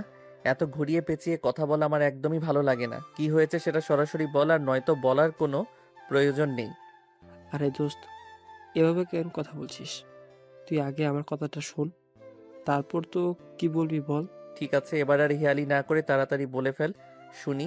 তুই কি বলতে চাস আর কি হয়েছে তোর? আসলে দোস্ত, আমাদের ক্লাসের একটা মেয়েকে আমার প্রথম দিন থেকে খুব ভালো লাগে, কিন্তু সাহস করে এখন পর্যন্ত আমার মনের কথাটা ওই মেয়েটাকে বলে উঠতে পারছি না। তোর একটা মেয়েকে ভালো লাগে, সেখানে আমি কি করতে পারি? তাছাড়া তুই এসব কথা আমাকে কেন বলছিস? তোর মেয়েটাকে ভালো লাগে, তুই নিজেই গিয়ে মেয়েটাকে প্রপোজ কর না। আমাকে কেন অযথা এসব ঝামেলার মধ্যে জড়াতে চাইছিস? ভাই, আমি এসব ঝামেলায় নিজেকে জড়াতে চাই না, এমনিতেই অনেক প্যারায় আছি। দোস্ত প্লিজ, এভাবে বলিস না। তুই আমার 10টা না 5টা না একটা মাত্র বেস্ট ফ্রেন্ড। তুই যদি এভাবে বলিস তাহলে হয় নাকি? আসলে দোস্ত, তুই তো খুব ভালো করেই জানিস আমি একটু ভীতু প্রকৃতির। আমি সব কিছুতেই সবসময় একটু ভয় পেয়ে থাকি, তাই আমি মেয়েটাকে সাহস করে কিছুই বলে উঠতে পারছি না। প্লিজ দোস্ত, তুই আমাকে একটু সহযোগিতা কর। দেখ দোস্ত, তুই আমার বেস্ট ফ্রেন্ড সেটা ঠিক আছে, কিন্তু আমি আমার নিজের লাইফে অনেক ঝামেলায় জর্জরিত। আমি আর কোনো ঝামেলায় পড়তে চাই না। তাছাড়া তুই নেহাপুর বিষয়টা তো খুব ভালো করেই জানিস। আর গতকাল যেটা হয়ে গেছে সেটা যদি তোকে বলি, তাহলে আমি নিশ্চিত তুই হার্ট অ্যাটাক করবি। এরপর আবার আমাকে নতুন করে ঝামেলায় ফেলিস না। তুই আমার বেস্ট ফ্রেন্ড হয়ে এমন একটা কথা বলতে পারলি? যা, তোর সঙ্গে আমি আর কোনো কথাই বলবো না। আমি সব সময় শুনেছি আর মুভিতেও দেখেছি, বেস্ট ফ্রেন্ড মানে খুব ভালো বন্ধু, যে বন্ধুর জন্য সব কিছুই করতে পারে। আর তুই কি না আমার জন্য এইটুকু সামান্য কাজ করতে পারবি না? এটা শুনে নীল বুঝতে পারলো হৃদয়ের মন খারাপ হয়েছে, তাই সে হৃদয়কে বলল, ঠিক আছে, মন খারাপ করিস না। আসলে খুব ঝামেলায় আছি তো, তাই কি বলতে গিয়ে তোকে কি বলে ফেলেছি। এখন বল, আমাকে কি করতে হবে? তুই আমার বন্ধু, সত্যি আমি তোর জন্য সব কিছু করতে পারি। আমার জন্য তোকে বেশি কিছু করতে হবে না দোস্ত। তুই শুধু আমার ভালোবাসার মানুষটাকে আমার লেখা একটা চিঠি পৌঁছে দিবি, তারপর সে কি উত্তর দেয় সেটা আমাকে জানাবি, তাহলেই হয়ে যাবে। ঠিক আছে দোস্ত, কোনো সমস্যা নেই। আমি এক্ষুনি তোকে সেটাই করে দিচ্ছি। তবে কোন মেয়েটা সেটা তো আগে আমাকে বল, তা না হলে আমি তোর চিঠি কার কাছে পৌঁছাবো? আমি তোকে বলছি, ওই মেয়েটা এখন ওই যে ক্যাম্পাসের বটগাছ দেখছিস, ওর ঠিক অপোজিটে বসে আছে। তুই ওখানে গেলেই মেয়েটাকে দেখতে পাবি। তুই শুধু বলবি এটা আমি দিয়েছি, তাহলেই হবে। তোকে আর কিছুই করতে হবে না। ও শুধু এটুকুই, ঠিক আছে, কোনো ব্যাপার না। তুই অপেক্ষা কর, আমি এক্ষুনি দিয়ে আসছি। এই বলে নীল সেখানে চলে গেল, আর তারপর রিয়ার কাছে ওই চিঠিটা পৌঁছে দিল। রিয়া চিঠিটা পেয়েই তাকে বলতে লাগলো, আমি জানতাম নীল, তুই আমায় ভালোবাসিস, কিন্তু আমিও তোকে অনেক ভালোবাসি। অনেকবার তোকে বলার চেষ্টা করেছিলাম, কিন্তু নেহা আপুর ভয়ে তোকে কিছু বলে উঠতে পারিনি। কারণ নেহা আপু তো তোকে পছন্দ করে। এখন যেহেতু তুই নিজে থেকেই আমাকে প্রপোজ করতে এসেছিস, আমি রাজি। এখন আর আমার কোনো ভয় নেই, আমি ভয় পাই না কাউকে। কথাগুলো এক নিঃশ্বাসে রিয়া বলে ফেলল। তখনই নীল তাকে বলল, আরে ওই মেয়ে চুপ করো, তুমি এসব কি আবোল তাবোল বলছো? আমি কেন তোমাকে প্রপোজ করতে যাব? এই চিঠিটা আমার বন্ধুর, এটাই তোমাকে দিতে বলেছে, তাই তোমাকে দিতে এলাম। সে তোমাকে পছন্দ করে, কিন্তু ভয়ে তোমাকে কিছু বলতে পারছে না, তাই আমাকে দিয়ে এটা পাঠালো। এখন তুমি কি উত্তর দিবে সেটা আমাকে জানাতে বলেছে, আমি ওকে বলে দেব। ঠিক আছে, আমি চিঠি পড়ে তারপর উত্তর দেব। তুই এখন যা। আমি তো ভেবেছিলাম তুই প্রেমপত্র নিয়ে আমাকে প্রপোজ করতে এসেছিস। আসলে তোকে দেখে শুধু আমি কেন, পুরো ক্লাসের মেয়ে হা হয়ে থাকে। তাই তো আমি তোর প্রেমে পড়ে গিয়েছিলাম। সরি রে, বুঝতে পারিনি বিষয়টা। ঠিক আছে, সমস্যা নেই, তবে আমার বন্ধুকে কিন্তু তুই খুব তাড়াতাড়ি উত্তর জানাবি, তা না হলে কিন্তু তোর খবর আছে বলে দিলাম। এই কথা বলে নীল সেখান থেকে চলে আসলো, তারপর সোজা ক্লাসরুমে চলে গেল। ক্লাসে এসে হৃদয়কে নিয়ে ক্যান্টিনে কিছু খেতে গেল, তখনই নেহার সঙ্গে তার দেখা হয়ে গেল। দোস্ত, ওই যে নেহা আপু আসছে, মনে হয় তোর সঙ্গে কথা বলবে। আমি এখান থেকে চলে যাই। নেহা আপু আসছে তো কি হয়েছে? তোকে কেন এখান থেকে চলে যেতে হবে? তুই কোথাও যাবি না, তুই এখানেই বসে থাক। নেহা আপুর যদি কোনো কথা বলার থাকে তাহলে সে এখানেই বলবে, আর না হলে তার আমার সঙ্গে কথা বলার কোনো প্রয়োজন নেই। দোস্ত, আমার মনে হয় তুই এখনো সেই খেলেই রয়ে গেছিস। নেহা আপু তোকে ভালোবাসে, আর তোর সঙ্গে হয়তো কোনো পার্সোনাল কথা বলতে পারে। সেখানে আমার থাকাটা একদমই ঠিক হবে না। তোরা দুজন কথা বল, আমি ওইদিকে আমার ভালোবাসার মানুষটার সঙ্গে একটু দেখা করে আসি। এই বলে হৃদয় সেখান থেকে চলে গেল। আর তখনই নেহা এসে সেখানে পৌঁছালো। এসে হৃদয়কে এখান থেকে চলে যেতে দেখে প্রশ্ন করলো, কি ব্যাপার? তুমি আর তোমার বন্ধু এখানে বসে খাবার খাচ্ছিলে, আমি এখানে আসছি এটা দেখে তোমার বন্ধু এখান থেকে চলে গেল কেন? সেটা আমাকে কেন জিজ্ঞাসা করছো? তুমি আমার বন্ধুকে জিজ্ঞাসা করলেই তো পারো। তাছাড়া তুমি এখানে কেন এসেছো? আমরা তো এখানে খাবার খাচ্ছিলাম। তুমি কি আমাকে একটু শান্তিতে থাকতে দিবে না? নাকি আমি সেখানেই যাই, নাকি আমি যেখানেই যাই সেখানেই তোমাকে হাজির হতে হবে? কেন তুমি এরকম বলো তো? তুমি আমাকে এইভাবে কেন কথা বলছো? আমি তোমাকে না দেখে থাকতে পারি না, তাই তুমি যেখানেই যাও আমি সেখানেই চলে আসি। তোমাকে না দেখলে আমার ভালোই লাগে না, তাই। আমার মতে কি এমন আছে যেটা তুমি দেখলে থাকতে পারো না? বলো তো শুনি। তুমি কেন আমার সঙ্গে এভাবে পিছনে পড়েছো? তোমাকে তো বললাম তোমার সঙ্গে রিলেশন কন্টিনিউ করা আমার পক্ষে সম্ভব নয়, কারণ তুমি আমার সাথে বয়সে বড় একটা মেয়ে। আমারও মান সম্মান বলতে কিছু একটা আছে। আমি আমার বন্ধুদের সামনে হাসির পাত্র হতে চাই না। আমি ভালোবাসি তোমায়, সেখানে তুমি কেন হাসির পাত্র হতে যাবে? ভালোবাসা একটা পবিত্র জিনিস, এটাকে সম্মান করতে জানতে হয়। ভালোবাসাকে কখনো অবহেলা করতে নেই। যেখানে আমি তোমার ভালোবাসা অ্যাকসেপ্টই করলাম না, সেখানে আবার অবহেলা আসছে কোথা থেকে? শোনা, একটা কথা তোমায় বলছি। তুমি আমার চাইতে বয়সে বড়, জ্ঞান বুদ্ধি আল্লাহ তাআলা আমার চাইতে মোটামুটি ভালোই দিয়েছে। কিন্তু তুমি এমন বোকার মতো কাজ কেন করো বলো তো? তুমি তো দেখতে মাশাআল্লাহ অনেক সুন্দরী, চাইলে যে কোনো বড়লোক বাবার ছেলেকে বিয়ে করতে পারবে। কিন্তু আমার দিকটা বিবেচনা করে দেখো, আমরা মধ্যবিত্ত ফ্যামিলির সন্তান, আমাদেরকে অনেক কিছু চিন্তা করতে হয়। এরপর নীল আরো কিছু বলতে চাইছিল, কিন্তু নেহা তাকে কথার মাঝখানেই থামিয়ে দিল আর বলতে লাগলো, হয়েছে হয়েছে, এবার বন্ধ করো, আর কিছুই বলতে হবে না। আমি জানি এরপর তুমি কি বলবে। তোমাদের বন্ধুদের মধ্যে কি ভালোবাসা নেই? তোমার বন্ধুরা কি কাউকে ভালোবাসে না? তোমার বন্ধুরা কি সারা জীবন মিঙ্গেল থেকে যাবে, কোনো মেয়েকে বিয়ে করবে না? তাহলে তুমি কেন আমায় ভালোবাসতে পারবে না? কি সমস্যা বলো আমাকে শুনি। সমস্যা একটাই, আমার বন্ধুরা তাদের সমবয়সী কিংবা তাদের চাইতে বয়সে ছোট কোনো মেয়েকে বিয়ে করবে, আর আমি কেন আমার চাইতে বয়সে বড় একটা মেয়েকে বিয়ে করতে যাব? এরপর নেহাকে আর কোনো কথা বলার সুযোগ না দিয়ে সেখান থেকে নিয়ে চলে গেল। আর এদিকে নেহা সেখানেই বসেছিল, তখনই রিমি এসে সেখানে উপস্থিত হলো। কি ব্যাপার দোস্ত, কি হয়েছে? তুই এখানে মন খারাপ করে বসে আছিস কেন? আমি সারা ক্যাম্পাসে তোকে খুঁজে এলাম, কিন্তু কোথাও তোকে খুঁজে পেলাম না। তখনই হঠাৎ মনে পড়লো তুই হয়তো ক্যান্টিনে আসছিস, তাই এখানে চলে আসলাম। কিন্তু আমি আসার পরে দেখলাম নীল ক্যান্টিন থেকে বের হয়ে গেল। আর কি, তোর কি নীলের সঙ্গে দেখা হয়েছিল নাকি? হ্যাঁ, হয়েছিল, আর তার সঙ্গে কথা হয়েছে। আচ্ছা দোস্ত, তুই আমাকে একটা কথা বলতো, কাউকে ভালোবাসা কি পাপ? ভালোবাসা পাপ হতে যাবে কেন? আমরা সবাই জানি ভালোবাসা একটা পবিত্র জিনিস। ভালোবাসা মূল্যবান একটা সম্পদ, যেটা অনেক যত্ন করে আগলে রাখতে হয়। তাহলে তোর ভাই কেন আমার ভালোবাসার মূল্য দিচ্ছে না? আমি তো তোর ভাইকে ভালোবাসি, তাহলে কেন তোর ভাই আমার ভালোবাসায় সায় দিচ্ছে না? ভালোবাসা যদি অপরাধ না হয়, তাহলে আমি কেন তাকে ভালোবেসে কষ্ট পাচ্ছি? আমি তো তাকে ভালোবাসি, সে কেন এটা বুঝতে পারছে না? ভালোবাসা পাপ নয়, কিন্তু তুই যেটা করেছিস সেটা ঠিক নয় নীল। তোর চাইতে বয়সে ছোট আর একটা সমাজ কোনোদিনও মেনে নেবে না। আর আমার ফ্যামিলি মেনে নেবে কি না আমি সেটাও জানি না। এখন এসব কথা চিন্তা করে হয়তো নীল বারবার তোকে রিজেক্ট করে চলেছে। তাছাড়া আমি এখনো পর্যন্ত তার মধ্যে তোর জন্য ভালোবাসার ছিটে ফোঁটা পর্যন্ত দেখিনি। তাহলে কি করে বলবো যে তুই পরিশ্রম করতে থাক, একদিন সাফল্যের মুখ দেখবি? হ্যাঁ, এটা একদম তুই ঠিক কথাই বলেছিস। তোর ভাইয়ের সঙ্গে তোর ভাইয়ের মাঝে আমার জন্য কোনো ভালোবাসা নেই, এটা আমিও দেখতে পাইনি।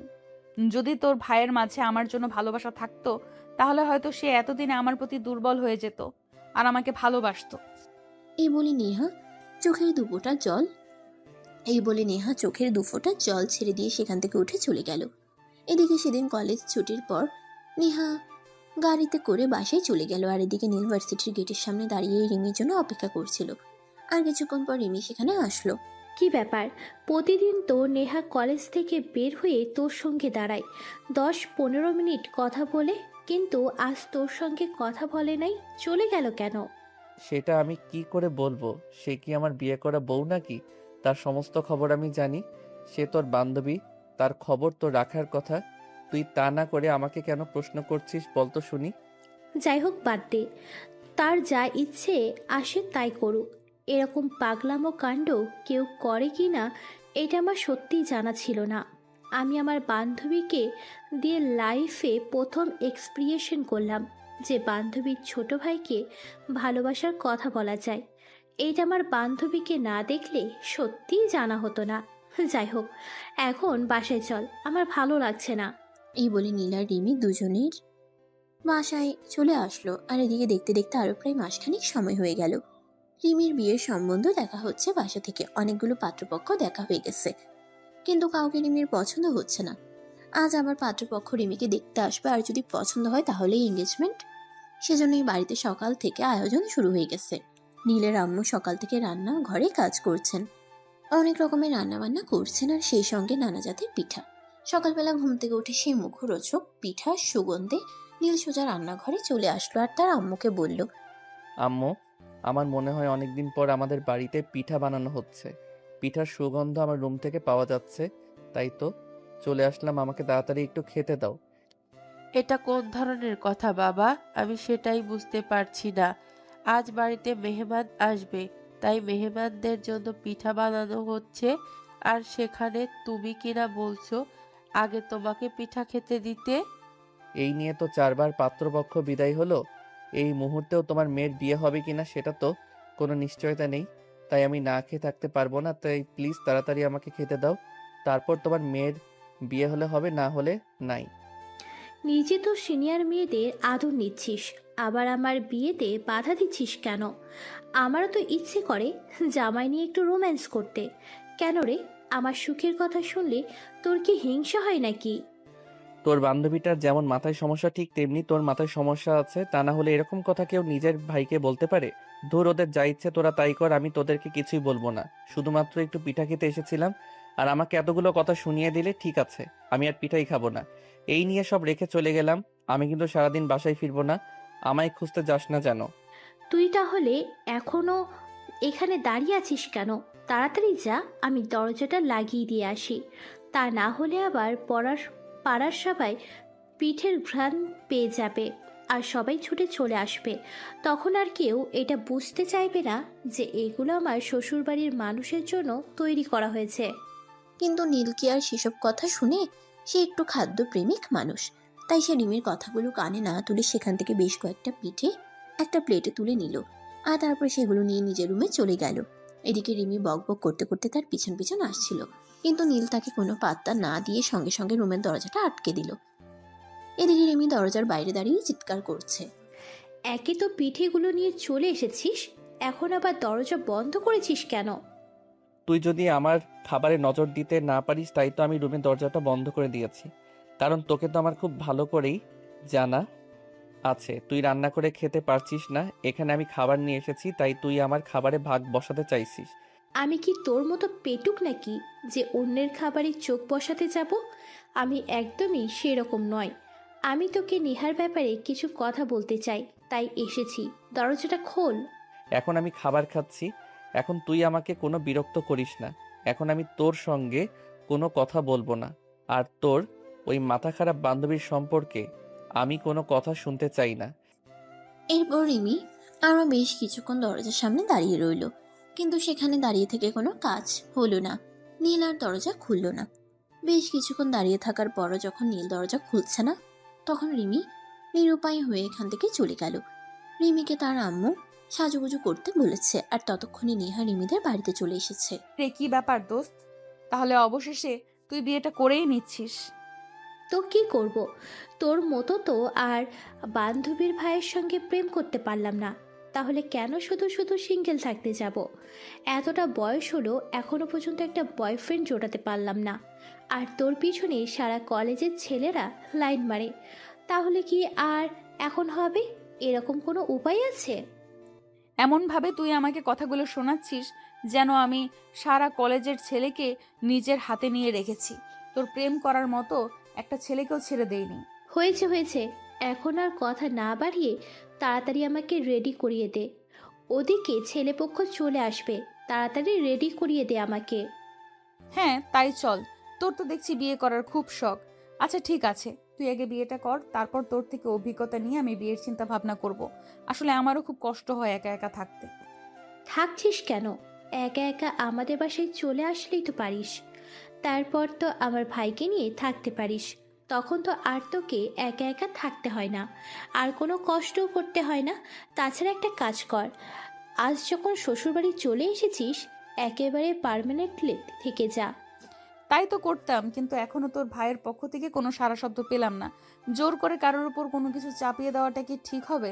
আসলে ভালোবাসার মতো ব্যাপারগুলো খুবই সেনসিটিভ, এতে দুই পক্ষের মত থাকা যায়।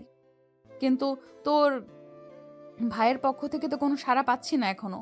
আচ্ছা, এখন আগে তুই আগে আমাকে রেডি করে দে, তারপর তোদের বিষয়টা ভেবে দেখি। চিন্তা করিস না, আমি আব্বুর সঙ্গে তোদের ব্যাপারে বলে দেখব। এই বলে রিমি একটা শয়তানি মার্কা হাসি দিল। আর এদিকে নেহার সুন্দর করে সাজিয়ে দিচ্ছিল। তখনই হঠাৎ নীল রুমের দরজা খুলে রিমির রুমে আসছিল। এরে বাড়িতে দেখা যাচ্ছে শাকচুনি দুইটা এক রুমে। তাড়াতাড়ি কর, বিয়ে করে আমাকে উদ্ধার কর। তাড়াতাড়ি বাড়িটা খালি কর।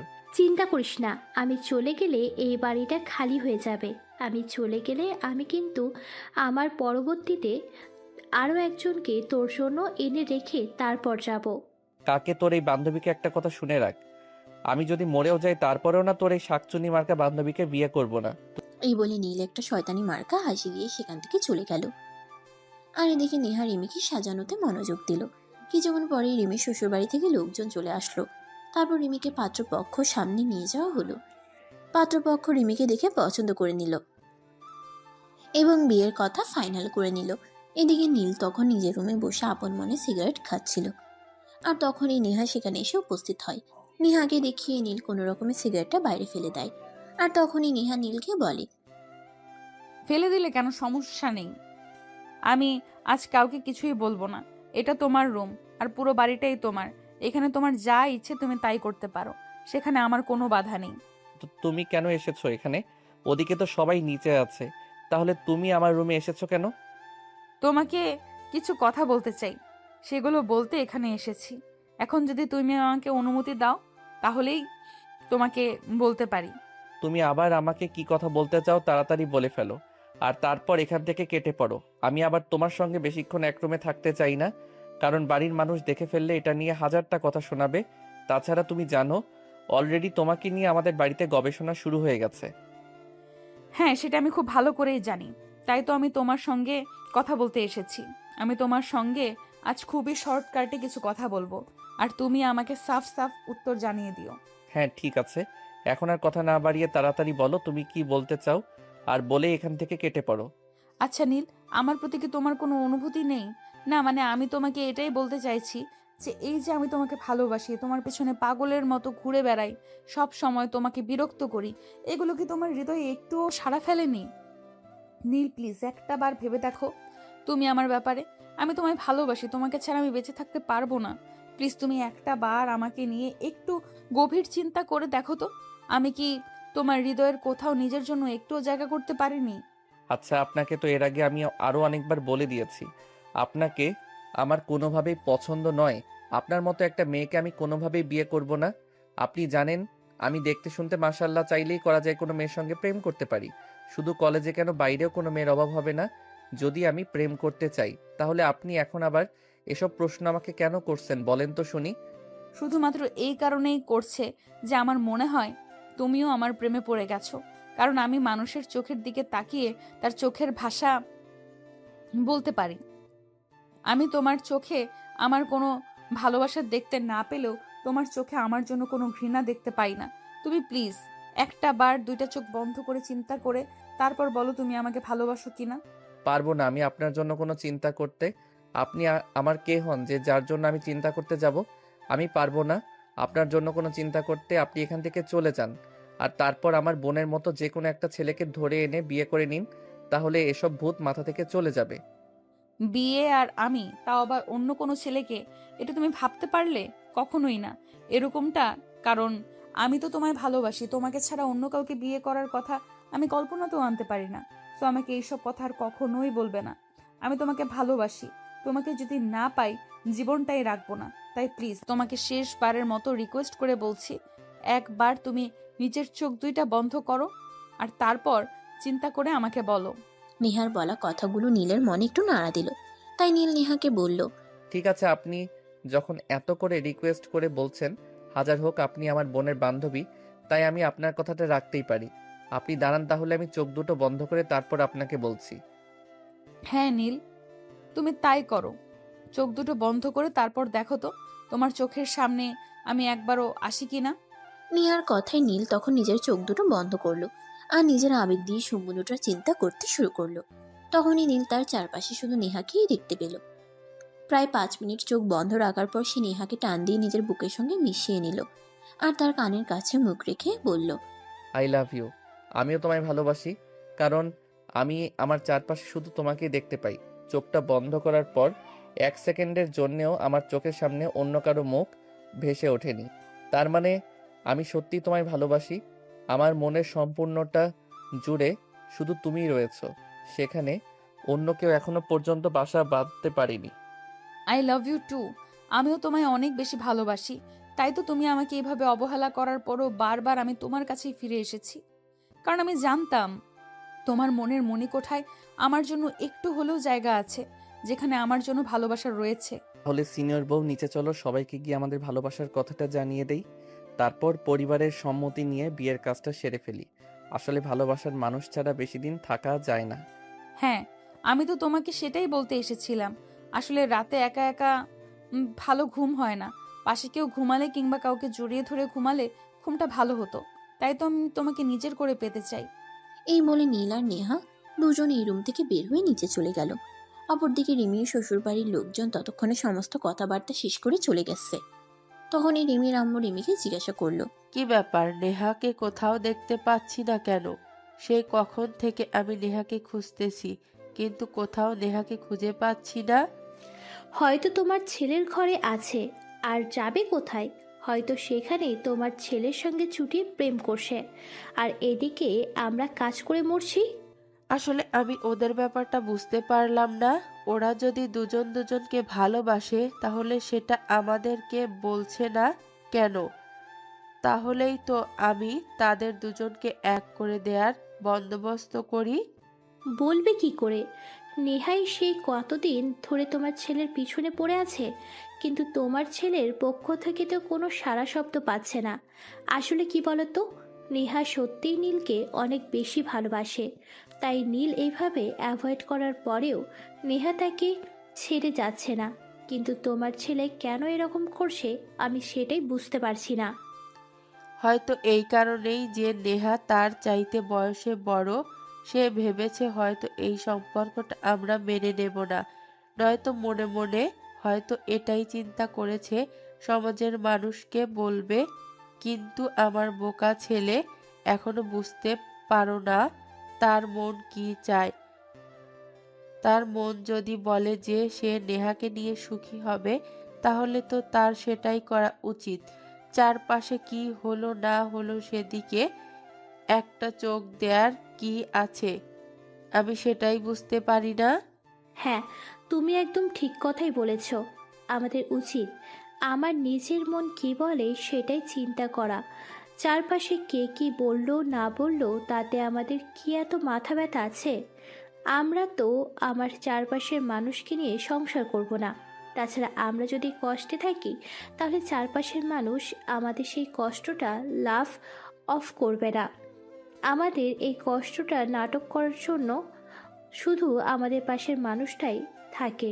তাহলে আমরা কেন চারপাশে চিন্তা করতে যাব? কথাগুলো শুনতে শুনতেই নীল আর নেহা দুজনেই সিঁড়ি দিয়ে নিচে নামছিল। তখনই নীল বলল, হ্যাঁ, তুই একদম ঠিক কথাই বলেছিস। আমি এখন আর চারপাশের মানুষের কথা চিন্তা করব না। এখন থেকে আমার মন আমাকে যেটা করতে বলবে আমি সেটাই করব। আমি নেহাকে বিয়ে করব। তুই সত্যি বলছিস তো? তুই নেহাকে বিয়ে করবি? হ্যাঁ আম্মু, তুমি একদম ঠিক কথা শুনেছ। আমি নেহাকে বিয়ে করব, কারণ আমি অনেক চিন্তা করে দেখেছি আমি আমার চারপাশে শুধু আমার নেহাকেই দেখতে পাই। আমার কল্পনাতে নেহা ছাড়া আর অন্য কোনো মেয়ে এখনো আসেনি। তাই আমি সিদ্ধান্ত নিয়েছি আমি নেহাকেই বিয়ে করব। হ্যাঁ, তুই একদম ঠিক কথাই বলেছিস। নেহাকেই তোর বিয়ে করা উচিত। কারণ আমাদের জীবনে আমাদের সেই মানুষটাকে বেছে নেওয়া উচিত, যে মানুষটা আমাকে ভালোবেসে দেখ চারপাশের মানুষ আমাদের জ্ঞান দিতে পারবে, কিন্তু কখনোই ভালো থাকার উপহার দিতে পারবে না। তারা আমাদের নিয়ে সমালোচনা করতে পারবে, কিন্তু কখনোই এটা বলবে না কিসে আমাদের ভালো হবে। তাই আমাদের উচিত নিজেদের ভালো ব্যাপারে সিদ্ধান্ত নিজেদেরকেই নেয়া। হ্যাঁ শাশুড়ি আম্মু, তাই তো আজ আমি আপনার ছেলেকে ভালো করে বুঝিয়েছি, আর তারপরে সে চিন্তা ভাবনা করে সিদ্ধান্ত নিয়েছে।